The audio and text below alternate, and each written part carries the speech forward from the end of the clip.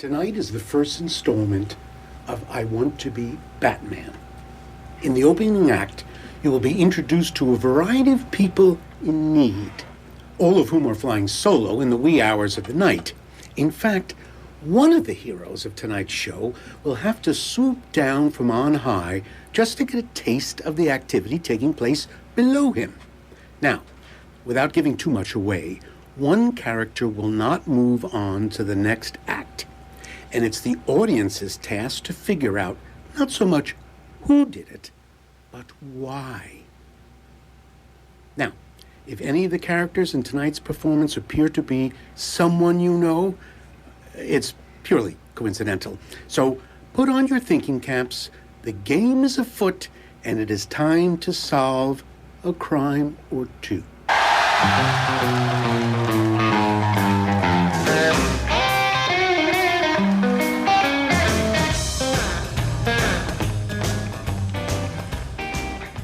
Our story tonight is set many years ago, 15 to be exact, around the turn of the century, a time when Comic-Con was not mainstream, and those who were followers for the underground comic culture would have to hide in their rooms to adorn themselves with a costume of choice. In other words, role-playing, circa 2000.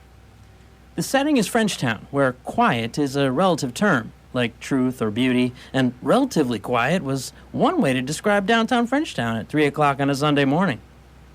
Other descriptions might include hot and sticky, both of which could be qualified with the same adverb. Without stretching, one might find the night peaceful, but peaceful, too, is enmeshed in relativity and might become laced with qualifications, such as it was as peaceful a night as one might expect in the heart of this quaint little river town. Now, we will introduce a solitary figure standing on the roof of one of the tallest buildings in town, the International Order of Odd Fellows Building, or, in the local vernacular, the Odd Building. The Odd Building was located on Bridge Street, 2 doors down from the bank and across the street from the only real mansion in town, the Apgar House. Our first character might be described as ahead of his time, or as an introvert in need of companionship. Your choice. Giorgio is his first character's name here. If one noticed the figure from afar, the costume he wore might have brought Batman to mind. And he noticed as he stood looking out over the river, staring at the moon on a hot summer night, he was busy doing what most superheroes do when standing on the roof on a hot summer night. He was reciting poetry.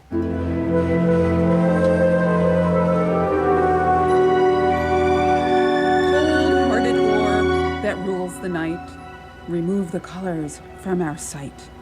Red is gray and yellow white, but we decide which is right and which is an illusion.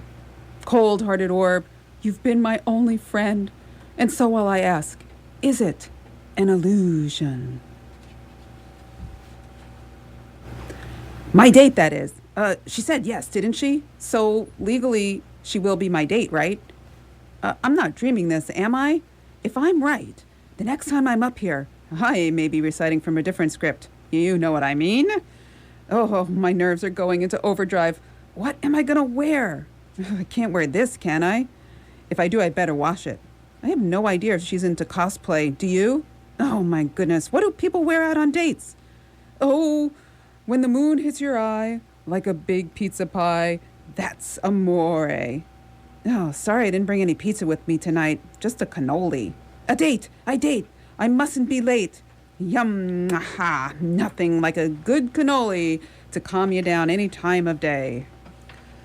Beyond the habitués of the night, others can be found working against the tug of nature, like those whose appointments are better kept in the relative quiet and relative calm of the early morning hours. This was exactly the reason a man stood motionless under a tree on Harrison Street. He had business to attend to.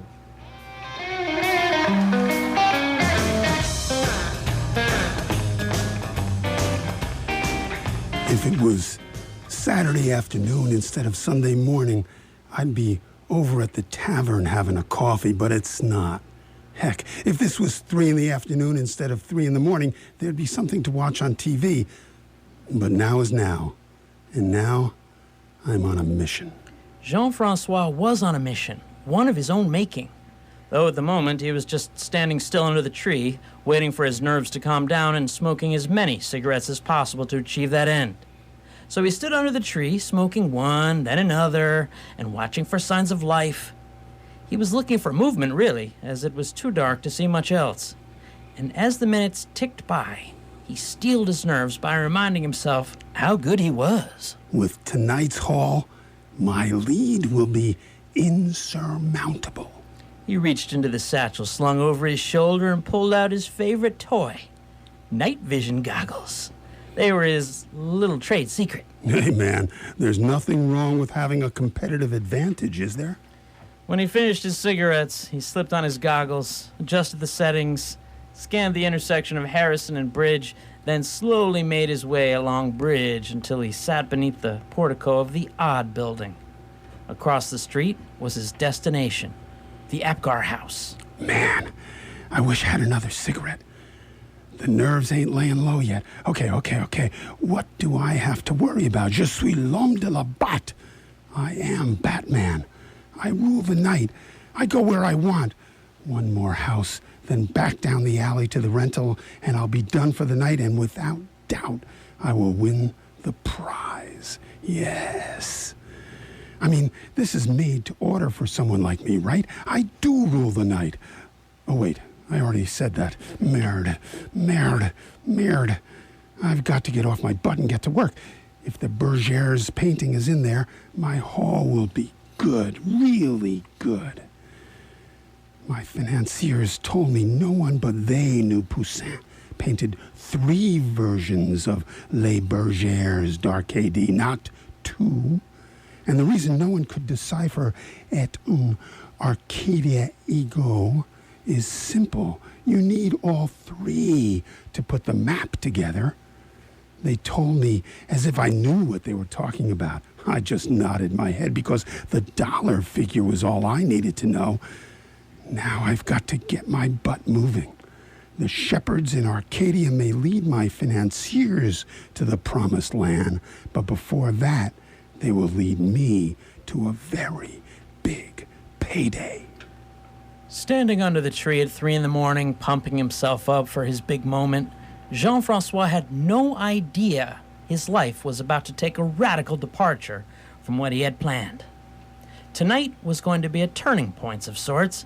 After this night, he would never again commit a misdemeanor, a petty theft, a breaking and entering, or larceny of any sort. In fact, after this night, Jean-Francois would never even cheat on his tax returns. But at that exact moment in time, he was not aware of his imminent change of fortune. He was too busy trying to blend into his relatively peaceful surroundings. With the goggles on, he looked like a giant insect as he slung from one shadow to the next, constantly shifting his gaze from side to side. What he looked like didn't bother him in the least. If he was bothered by such style conventions, he might not have worn his special red plaid socks this evening. I need my silk stockings. Can't afford sweaty feet in this heat. His bout of nerves had passed, and with the confidence he could see but not be seen, he made his way along. He crossed the street as far from the lone street lamp as he could. If there were more positioned up and down the block, he did not know. The one in front of Apgar House seemed to be the only one functioning at this moment. What he did notice was the gargoyle-like figure of a man standing motionless in one place on Bridge Street, totally invisible to someone wearing night vision goggles, the cone of light from the lamp above. The gargoyle purposely moved out from the light and into the shadows, where he could be seen. What surprised Jean-Francois even more than the mere presence of the moving object was simply this. He knew the man. Mon Dieu! You scared me half to death. When the man did not answer, it left Jean-Francois with nothing to do but hiss through clenched teeth and remove his goggles. What are you doing here so late? And what are you holding? This? Say, a mon bâton. Perhaps I should lift it a bit higher so you can see it better. That looks like a... Jean-Francois wanted to say salami, but didn't get a chance to finish his sentence before he was distracted again. The baton was lowered to a point where Jean-Francois could no longer see it. At the same time, the man reached into his back pocket with his right hand and pulled out a small package. This caused Jean-Francois to flinch and take a short step back. The man smiled at him and drew a cigarette out of the package, offering one to the shaking man in front of him. Working two jobs, are we? I'll ask again. What are you doing here? Jean-Francois wondered what he was going to do next and why. Of all the people in the world, the gargoyle had to be Jason Dowd. Try as he would, Jean-Francois was too nervous to even attempt to put two and two together. Here, listen in. Man, I could really use another cigarette right now. Perhaps I should just move on. No, I couldn't do that. This man knows who I am. He may report me, and that would be bad for business. This stupid turd is going to ruin everything. All my hard work, and it would be his word against mine, and who the heck is going to believe me over him? Maybe I could frighten him, but all I have on me is a taser. It wouldn't kill him. Would it? Probably not, but it might scare him. Then again, he might scream. Come on, Jean, you must know why I'm here. No, I don't. Hey, why are you wearing a glove on your left hand? It's so frickin' hot out here. And look, you're sweating through your shirt. I hate when that happens. It's so unstylish. Monsieur Dowd, what are we going to do now? As Jean-Francois was mulling his options, the man put an unlit cigarette between his lips and replaced the package in his back pocket. Then, he slowly reached into a front pocket and dug around until he found exactly what he was looking for. Once more, Jean-Francois flinched, but he didn't jump, and it was all just as well. The man only pulled out a lighter. It could be just coincidence that he's here, right? It could be that he is out on a job, too. Ha, yeah, right. This guy cheats at the job he has now. I mean, he submits storylines he never really covered. There's no way he's working on a real job tonight like me. I mean, how likely is that? God, he's got big forearms. And man, they're hairy, too. What am I going to do now should have been your question. Okay, I'll bite. What are you going to do? Jason Dowd took one long puff on his cigarette, blew the smoke out of the corner of his mouth so it wouldn't hit Jean-Francois in the face, then slowly took the cigarette out of his mouth and flicked it into his right. The distraction served its purpose. Jean-Francois watched the slow arc of the cigarette as he wondered what was going on, and that was his big mistake. The baton came up quickly, and the sausage, expertly wielded, flew hard into Jean-Francois' right ear, instantly puncturing its arm. Jean-Francois' reflexes were now slowed, and he was confused to a point where he didn't say a word. He just tried to bring his arms up and to shield his ear. It was too late for that maneuver. The damage had already been done. And by the time he did raise his arms, the man in front of him was delivering a second blow using the open palm of his right hand. This strike landed squarely on the underside of Jean-Francois' nose. Jean-Francois, who had earlier called himself l'homme de boîte, dropped like a rock, dazed and even more confused. So confused, in fact, he put up no resistance as the man bent low over him, stuffed a squeeze bottle into his mouth, and pressed. Why is he putting mustard in my mouth? This is what Jean-Francois thought as the world around him went dark. Goggles or no goggles? What I am going to do is simple. I am going to kill you. Ta-da!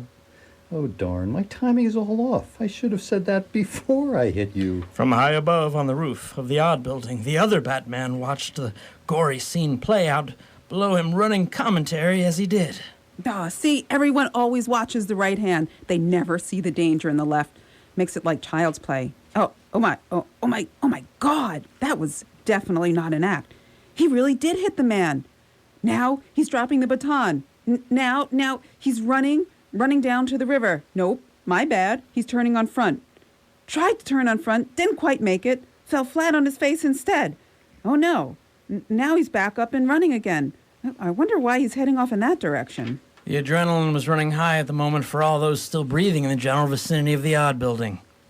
This is why one man was running and tripping to leave the scene while Batman was shimmying down a drain pipe to get closer to the action, leaving half a cannoli and his telephone on the roof. Fortunately, no one was close enough to hear as he fell the last 10 feet and landed with a profound thud. That would have been embarrassing. The grunt which followed, more so. Oh, ow, oh, oh, ouch. Oh. Note to self. Don't dress the part if you can't walk the walk. Oh, that does hurt, and I am so flippin' dizzy. I think I'll just crawl across the street here. I hope no car comes barreling along. The middle-aged comic book superhero in need of a personal trainer was fortunate. No cars were barreling down Bridge Street in the wee hours of the morning. When he finally reached the other side, he clumsily rose up and, while still breathing heavily, made his way over to the motionless body, leaned in close and looked for signs of life, all the while getting his shoes inundated with copious amounts of mustard. It didn't take the man long to analyze the situation and reach his conclusion. Ah, look, le bâton. This is not wood. It's got a texture to it. I think I know what this is. Good thing I have my belt. Now all I gotta do is find my stupid Leatherman. Aha, here it is. Now I just slice a small piece and put it to the old taste test. Yep, just as I thought. It is soppressata. Yes, definitely soppressata. And it's imported. Oh my, this is Daniele, the good stuff. If this didn't kill him, the Dijon did. In the meantime, the murderer realized that he had made a directional mistake and was now running back past the Apgar mansion entrance. As he passed, he chanced to glance back to the scene of his crime and was treated to a surreal sight. From a distance, it looked like Batman was holding his head back, performing a taste test on the murder weapon. In the split second that it took him to traverse past the scene, 1,000,001 questions materialized in the space between his ears. However, only one of the myriad of electrochemical events would stick in his mind, repeated over and over for the next 7 days. Oh my God, where have I seen that gut before?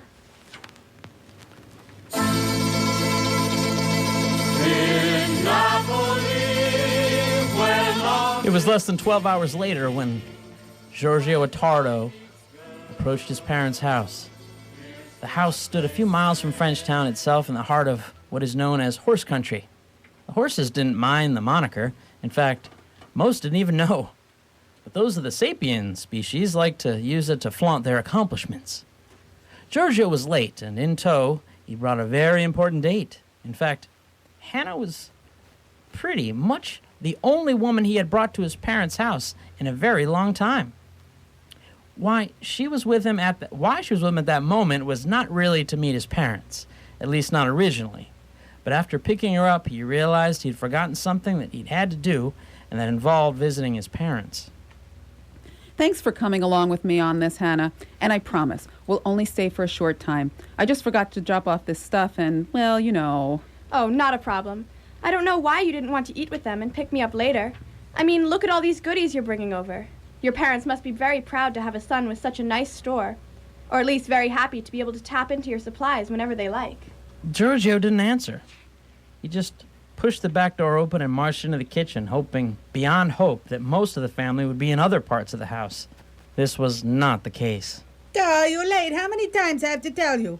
Oh, look, you brought the prosciutto. Very nice now. Did you bring everything? Of course, Ma. What do you think? Now, before we get this stuff out on the table, I want to introduce you to... Just last night, I tell your father 10 times, don't forget Giorgio has to come early. Did he tell you?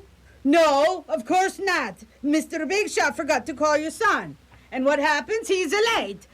Tommaso has to go to the airport. They have an early flight. Now everyone's waiting, and I have no antipasta. Maron mia, what am I going to do with him? Why do I get blamed for everything? Giorgio, did you bring the asago? Giorgio, I want you to stuff the cannoli shells while your father fixes the antipasta. You did bring the cannoli filling, right? Leave them on the counter when you're finished, and I want you to know I'm counting all the shells. So they all better be here when it's time for dessert. And don't forget to say hello to your nieces and nephews. Emma and Paul go back to Montreal today, and I don't know when we'll see them again. And you, Mr. Big Shot, well, I've had it up to here with you today. I want you to get busy. We have to eat soon, and your son will miss his plane, and make sure you use the green and black olives.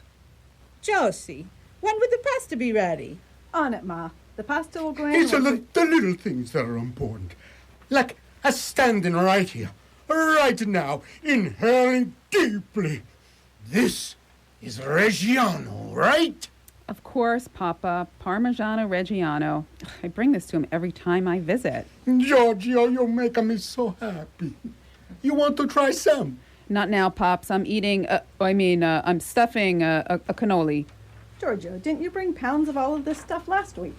Last week, the week before, almost every time I swing by. And man, it is tearing away at my profit margins. What can I say? You're a good son. Or a stupid one. Maybe so. But now I've got to ask, who's that woman talking with your brothers over there in the corner? Oh, no. Are they bothering her? Oh, I was hoping to get her out of here before they... Hey, Giorgio, why didn't you tell us you were going to bring a guest? Hey, why didn't you tell us you had a girlfriend? What? Giorgio has a girlfriend? Agore! When did you get engaged? What? Oh, Madre mia! Oh, Madre mia! What? Why are you not fixing the doorbell? Just when it gets interesting. Why doesn't your sister come in through the kitchen like everyone else? Listen, Josie, please, make sure everyone finishes up in here. I will get the door. And don't let that woman out of your sight. I'm going to have a very long talk with her when I get back. As much as Giorgio would have liked to run away and possibly, more importantly, get Hannah away from his brothers, he was busy at that moment. His mother had assigned tasks, and that always took top billing in the Tardo house. So he pulled a sopressata out of the sack and was handing it to his father while going over in his mind the horrible scene he had witnessed just a few hours before. The guilt had begun to settle in. Oh, why didn't I tell the police? I could have just called it in. I didn't have to say anything about why I was there. Of course, I didn't think there were any payphones left in existence, so they would have known it was me calling. Oh no, where did I leave my phone? I wonder if they'll notice if I steal one cannoli. No one's looking right now, right? OMG, I'm so sorry I'm late. Is Giorgio here? Is he all right? Who is that strange woman in our kitchen? Look this way. I'm over here. Why do you ask? Oh, thank God. I'm so glad you're all right. That's my PR team. We're so worried. I tried calling you, but you never answered. Listen, you'll never believe what happened over in Frenchtown last night. As Giorgio wondered where he had misplaced his phone, everyone else crammed into the kitchen as they waited to hear the news, and Mariana did her best to accentuate her delivery with the proper length pregnant pause. There's a serial killer on the loose. The mayor is calling in his PR team. That's why I'm late. There's a press conference scheduled for right about now, and Big Al, our poor chief of police, is in for a surprise. Every major network is already there. Don't know how they heard about it. Big Al will be taking all the heat, of course, the poor old sod. But that's the way it goes. Anyway, no one can identify either of the bodies, and the mayor is threatening to call in the feds. Can you believe it? 2 bodies in one night. This hasn't happened in Frenchtown since, heck, I don't know when. Anyway, my company will be booking some overtime, and if it gets solved in a hurry, I'm sure we'll be helping the mayor move on up. What? 2 bodies?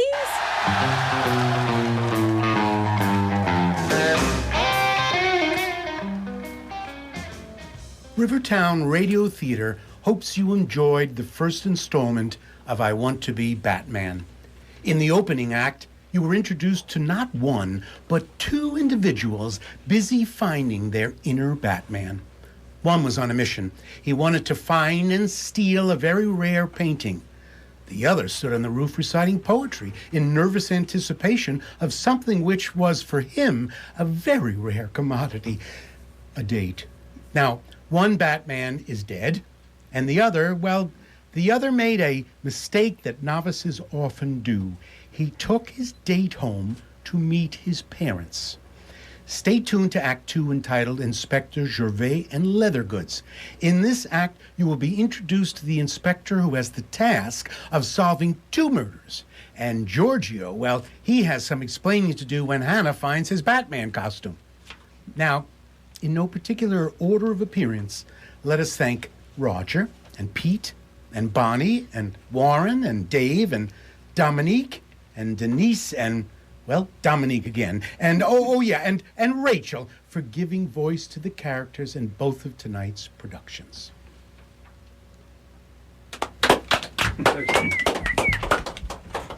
Great job. Great job.